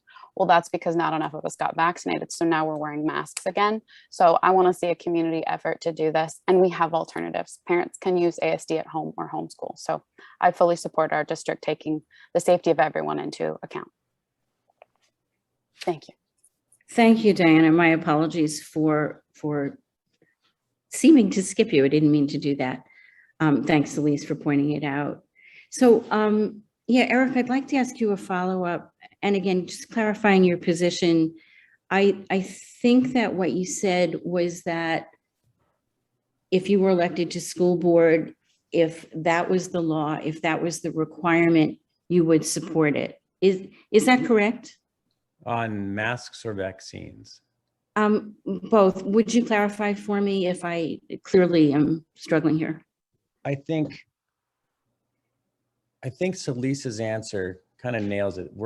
As board members, we're kind of caught on the vaccine, well, on both of them really, between the RCWs and the WACs. And it makes it hard. I mean, it is a hard thing to do, because if the community wants, obviously if the community wants the masks and wants the vaccine mandates, then, you know, it's a moot point. We're on the board to serve the community's needs. That's what the law requires. And so that's what we do. If the community doesn't want that, then it does put the board in a little bit of a difficult place, because which end of it do we support? Again, I just hope that the governor and the Department of Health look abroad, look a little further, and ask the question, why is it that Europe isn't masking their children? Why is it that many countries are taking a look at mandates and vaccine mandates and wondering whether that's the way forward? To me, that's the scientific process, is to look and ask questions. And I don't think there's been enough of that in this country right now. Okay, thank you. That helps me to some extent. I'm truly trying to understand. I'm not trying to pick on anybody, but on your website, you do say that mandatory vaccine requirements shouldn't be entertained and that mask requirements should be rescinded, which seems to be a bit of a stronger statement, which is why I asked you the follow-up. I was really trying to figure out where you are. Yeah, everything evolves a little bit. We need to keep the kids in school. If it's a vaccine mandate for kids, is that what you're referring to? No, for the school employees. School employees. I don't know. I mean, I still think that I'm into choice, and I guess the employees could choose to leave or take an early retirement, and that would be unfortunate, because we could lose the ability to function as a school. And so why do we want to go there? Okay. I'd rather oppose it then. Okay, well, this could be a long conversation, and I really didn't mean to pick on anybody in particular. Celise and Eric, you've sort of gotten more airtime, and I appreciate that. Diana, Meredith, is there anything you feel you should add? I don't want to shortchange anybody. You don't have to add anything if you don't want to. Okay. I'm good. I will add one thing. Okay. Our hospitals are overrun. And thus far, I'm really, really glad that there hasn't been any news of a child getting really seriously sick in our schools. But I think that's because we're listening to experts. And thus far, whenever I check in, it sounds like most of our staff is choosing to vaccinate. And hopefully there might be alternatives, maybe in the at-home options or something, or if early retirement is an option, the public school has to serve the greater good of all students. So I support that mandate as well. Okay, thank you all. So difficult questions and difficult answers. So we're going to go on to another one. It's not going to be any easier. And I would like to start with Meredith. For the first, we'll go Meredith, Celeste, Diana, and Eric. What's the difference between equity and equality?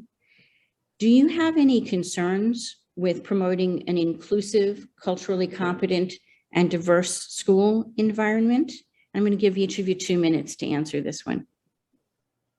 So for me, the most unfortunate thing is that the word equity is being used as a dirty word, one that people are using to, they're using it, being lazy and using it to say that equity means that we're taking something away from other children, which is simply not the case.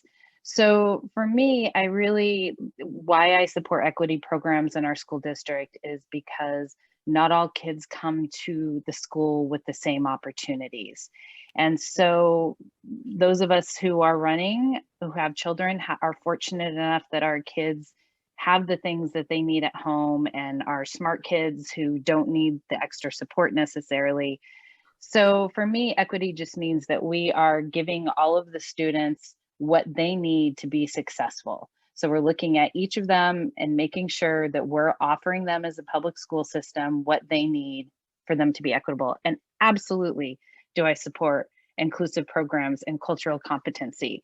I think that the more that our teachers know about the students who are coming through their doors, the more they know about the world around them and are able to share with our students, the better it is. I think that we live in a very culturally void and isolated community, and our children don't get the experience that those might in a bigger, larger metropolitan area. So the only way they're going to learn is by having these conversations. And I don't think that we leave that up to the parents, because they're in our schools to be educated, and current events and learning about other cultures and understanding other humans and their color and their gender identity, or what brought them to the table because of a socioeconomic issue. I really think that's important. And I think the teachers need to be supported in addressing and having those conversations in the classroom. Okay. Thank you, Meredith. Celeste. Thank you, Shay. So when we're talking about some of these words, it's so important to actually define, and thank you for asking the difference between equity and equality.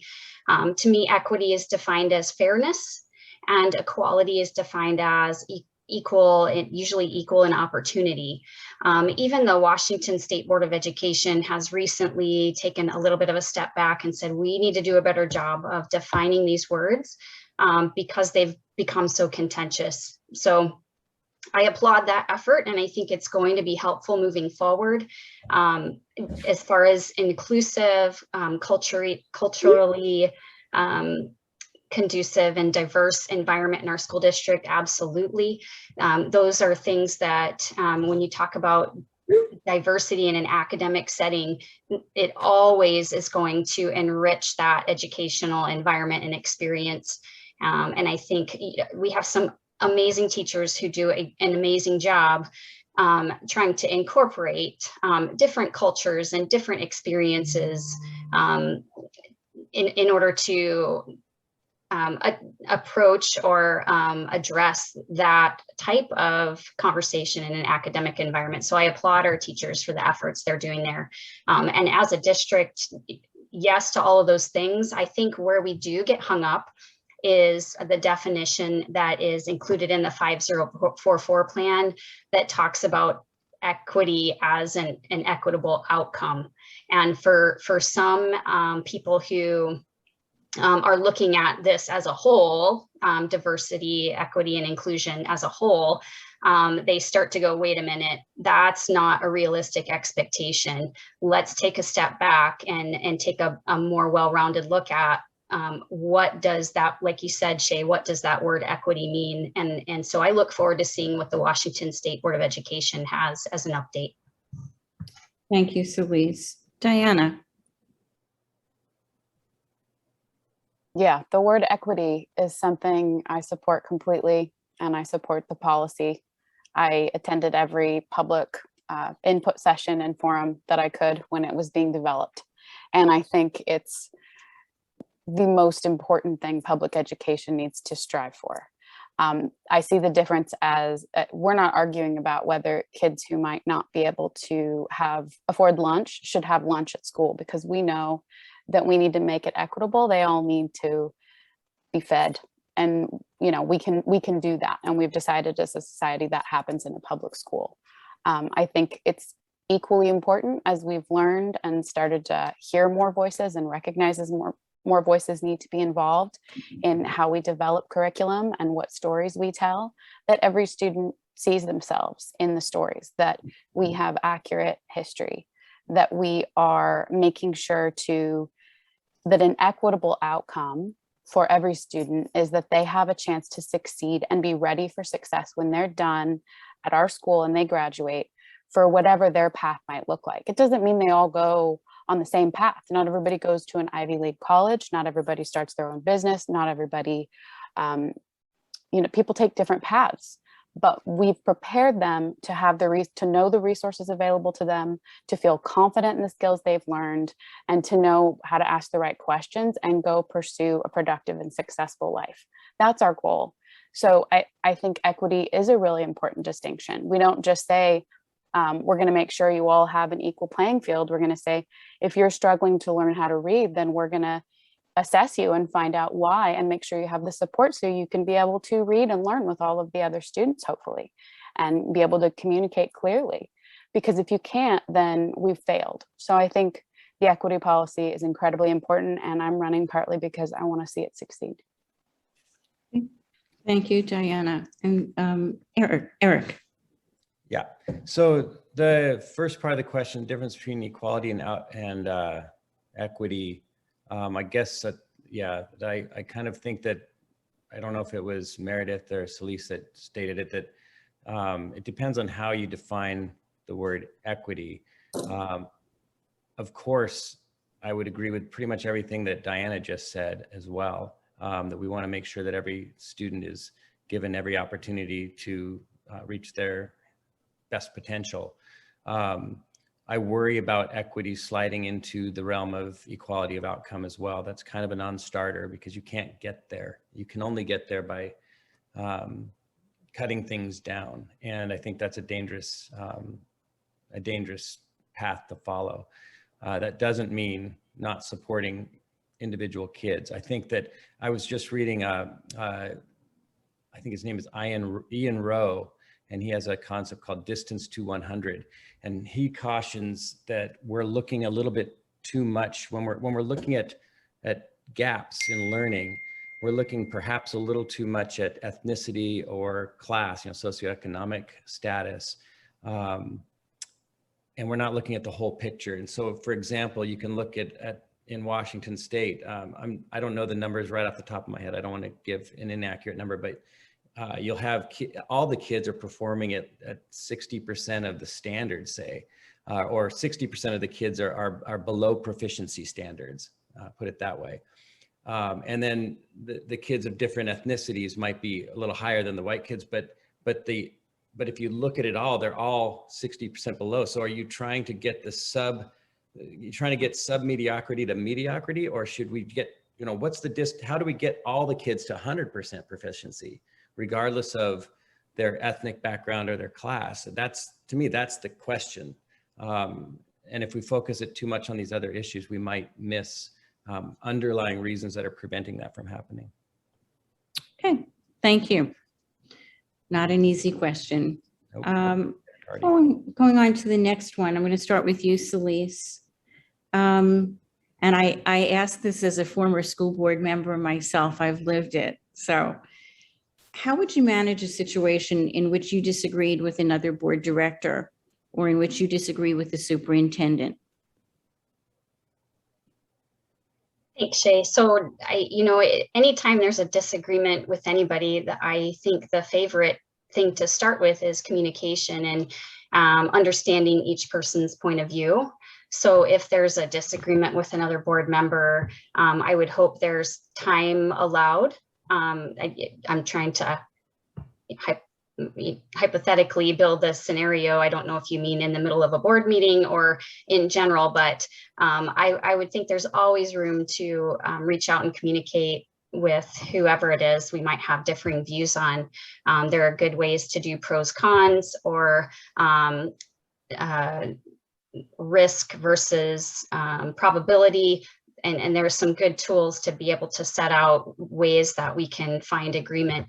And in general, and even, you know, among this wonderful candidate race, and we're always trying to, I guess, address certain issues or come from different perspectives. I think that's a beautiful thing, is to have, you know, I think Eric even said once, that necessary friction. It's that necessary friction that brings us together, and ultimately, we all want the same thing. We want the best academic experience our kids can get in this community. And I think if we stay focused on, you know, keep the main thing, and stay focused on that academic excellence, and how can we have a richer experience for our kids? How can we better prepare them for their adult life, whether it be a career path or a college path? How can we incorporate the community in that educational experience? And how can we reach out to businesses or partner with industry in our local area? These are ways that we can make that experience better for our kids. And I think those are things we all agree upon. Thank you. Okay. Diana. I've been spending a lot of time talking to parents, and I worked quite a bit with our former superintendent, and I've gotten to know Dr. Irish a little. He makes himself available and answers questions, as I think we all know, which I really appreciate, because what I've learned about being a board member, as I've read about what the expectations are across the country, and specifically for our state and then our community, is that my timer's not up. Thank you. Sorry. I don't want to go over. Is that while a board could disagree in a vote, the reason that there's so much language, even in the state guidelines, about a board coming to a consensus and a united front and supporting its administration is because there are ample opportunities in sessions. There is a community agreed upon strategic plan or goals, and then we have guidelines and requirements from our state, from our government. And then we have our community needs, and we represent all of the kids, right? Not just the kids whose parents can come to board meetings or be a board member, like all of them, the ones whose parents may never get to attend one because of work. We look at all those things and we weigh them, and we hold the superintendent accountable to bringing us plans that work. And then as a board, we look at them, we ask questions, we have that tension, we discuss. But with the public, we need to support our administration and our superintendent if that's what we are agreeing to do. And I do support our superintendent. I think our team has done a really fantastic job. That's part of why I want to be a part of the team and support them and help in that process, representing the community. So I've had some discussions with our superintendent and wanted to make sure I would feel that way, because I wouldn't run if I was going to cause dissent and have us getting into the weeds on things and tearing our community apart over partisan issues when that's not the role of the school board. I really don't believe that. I think that we need people who will listen to all sides and then make the decision that benefits the most students and is supportive and collaborative, because we do all agree that we want the best, but we have different ways of doing it, but we want it to be for all students, and we have to keep those directives paramount. Thank you, Diana. Eric. Yeah, I think, how would we deal with disagreements? Like Celise alluded to, I mean, I guess I would hope a board would have disagreements time to time. That's how it works. We're grown-ups. And so, I would deal with it by conversation. That's the way we deal with everything. That's how we learn. And it's actually kind of interesting because, like everyone has said, we all want the same thing. In fact, at the latest chamber roundtable, I was thinking almost the entire time how much Diana and I agreed on things. There are some fundamental things I'm sure that we disagree on, but I think we all want what's best for the kids.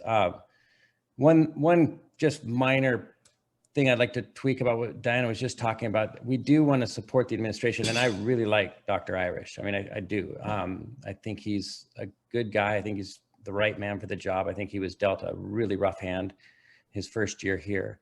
But I would just want to push back just a little bit by saying that we do want to support our administration, but only if the administration is serving the needs of the community the way the community wants. Like, our first obligation is to the community, and then we direct the administration. Of course, we support the administration as long as they are sticking within the boundaries that the board sets up. I just want to make that clear. It's kind of obvious, but that would be the only kind of tweak I would say on that. Thanks, Sarah. Meredith. I think it's really about time and place for the conversations that you have when you disagree. That what is happening with school boards across our country, where, you know, the media and the police are involved, you know, this is not okay. And this is, as it creeps into parts of Washington state, I get fearful sometimes that is it getting a little too close to home. So you have meetings, you have work sessions, you do the work. And when the work is done, you've come to some sort of consensus, even if you've dissented in that consensus. And then your job is to support that and support it publicly, and to give the support with your time and your words and your energy to the staff as they then move forward to implement what it is that you have decided on. And that is through conversation, as everyone else has said. If we don't know the answer, this is not about our opinions. Obviously, you're welcome to give your opinion when you're a school board member, but it is not your opinion. It is what the community needs, what the kids need, what the staff needs. I really see that as our role, is finding all of those different views, and how can we meet the majority of them? And when we can't with one policy, how do we pick up the pieces? I was on a 4-hour board meeting for a board that I serve on last night, and it was dissenting. It was not a great, it took us a long time to bring in the information that we needed, to find the expert resources that we needed, and to come to a decision at the end. And I felt really good that even though not everything that I had brought forward, I felt really good that the collaborative efforts of the team and the support that we brought in from outside came across in a policy that's going to be for the betterment of our organization. And so I'm really looking forward to those conversations. I think it's a skill set of mine that will be really good at. Thank you very much, Meredith. We are reaching the end of our time. I want to do a lightning round question. It's not fair, but whatever. You're each going to get 30 seconds. If we assume that all students have the capability to learn, and I'm willing to make that assumption, which groups of students within our school district need additional support? I wish I could give you longer than 30 seconds, but tell me where you think we need to provide more support. We started the last question with Celeste. Let's start with Diana.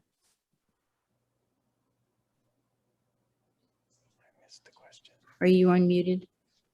Yes, I am now. We need to serve the students that we can identify as needing it. And we do have guidelines for that. So students who need supports because they're high capacity learners and they need to be challenged in a different way. We need to support students who have learning disabilities and need supports that way. We need to support students who have mental health needs and make sure we're identifying them. So there is no one group, and we do not have to sacrifice other groups. We can address them all, and it'll be better for the whole community, but I can't talk about it in 30 seconds. Nope, but you made a valiant effort. Thank you. Okay, who comes after Diana? Eric. Yeah, everything that Diana said, and I had a really, really good conversation just the other day with a parent, and it occurred to me that we're spending a lot of our time thinking about the margins of high high capacity learners and the kids with needs, we can't forget the middle ground. We can't forget the regular, just middle of the road kids that aren't high achieving or low achieving or having any issues. They're kids. Don't forget them. Okay, thanks. Meredith. This is great. We just keep layering on top of each other. So I will say yes, and then say, let's also take care of those kids who are being bullied at school, because we live in this great community where I like to think those things don't happen. But I'm sure all four of us on here, the more you talk with parents, this is a real issue. And whether it's because of a gender identity or a race issue, or because they just look different than everybody else, or they speak different, the kids who are being bullied need our support. And finally, Celise. Thanks. And I get the benefit of going last and saying yes, yes, yes, and in the same. So I am for every student reaching their full individual potential, and I'm a proponent that our teachers do an amazing job identifying individually in their classrooms which students might need a little more attention on any given moment. And then I'd say one, if I had to put a group, I don't like putting kids in groups, but our kids being able to identify dyslexia at an earlier age would be an absolute goal for our district. Okay. Well, thank you. You all made a very good stab at that difficult question. I want to thank the four of you for participating in the forum. Apologies for overlooking each of you at different times, and thank you. We're going to move on to our last candidate, and that's Christine Mathis, who is an incumbent running for re-election for the pool. See you guys. So do we have Christine? There she is. Hi. Well, Christine, hi. We're happy to have you here. We hope you've enjoyed the forum as long as you've been on. Yes, it's past my bedtime. Right. We're not going to give you a lot of time. Unfortunately, your opponent did not reply to our invitation. I sincerely hope you received the invitation. I tried every way I could. So we'd like to give you just a few minutes, if you would, to talk to us about your role as a pool commissioner. What have you accomplished? What do you hope to accomplish? Why do you want to be reelected to the pool? I hope to accomplish continuing an accessible workout facility in our community that is for the general public. I moved here 30 years ago. That's where I worked out. And also to provide a wellness and recreation service for all age groups, 0 to 100. Also to be able to help to assist in any of our community if we have patrons that have disabilities, like if they're rehabbing for stroke or for hip replacement, and we have Special Olympics. I want to continue that. I want you to ignore the timer. We want to give you just a couple more minutes to talk. Yeah, let's give you 2 more minutes. Just what are the biggest challenges that you're facing? Well, COVID really put a pause on we had a memorandum of understanding back with the city, because we've had several attempts to try to get people are asking us. And so, and I don't know if people know the history that the private citizens in the 1950s and the 60s tried to work with the city, several attempts, and unfortunately it didn't work out. So the private citizens put a petition out and got their 800 signatures and passed a junior taxing district. So it's its own separate Fidalgo Park and Recreation District, and it pays 11 cents per $1,000 assessed value of the property tax. And they were able to build that in 1975, and then put the fitness center on 1986. And then again, this is just something I want to continue in our community. So it's an aging facility. It's 46 years old. Your average pool can only last 50 years. And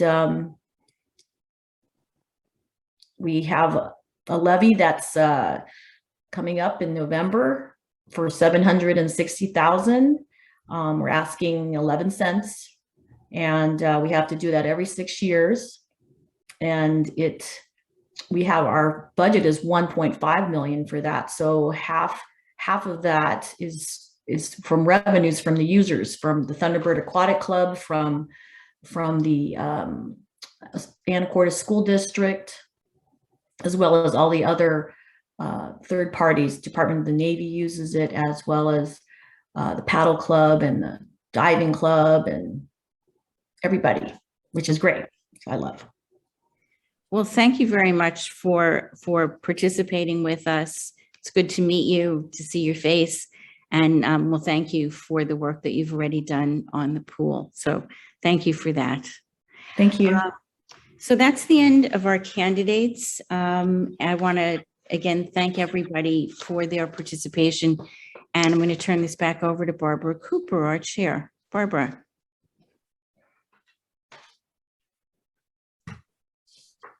Barbara, hello.